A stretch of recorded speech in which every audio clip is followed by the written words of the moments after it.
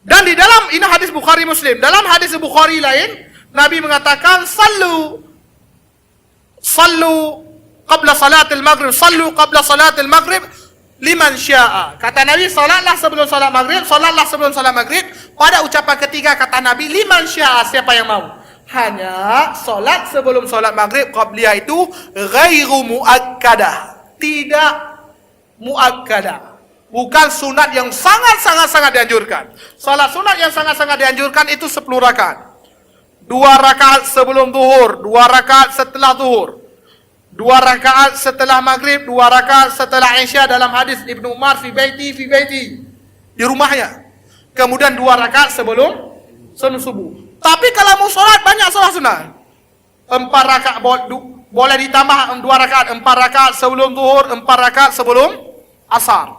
4 rakaat, hadis Abu Daud, rahimallah imra'an salat qabla al-asri 4 rakaat sebelum asar. Dijelaskan lagi oleh hadis Nabi, Nabi salat 4 rakaat 2 kali salam. Kemudian 2 rakaat sebelum maghrib. Kemudian 2 rakaat setelah maghrib. Kemudian 2 rakaat sebelum isya. Bainal azan wal iqamah salatun. Kata Nabi, antara azan dan iqamat ada salat. Antara azan dan iqamat ada salat. Yang ketiga, liman sya'a, siapa yang mau.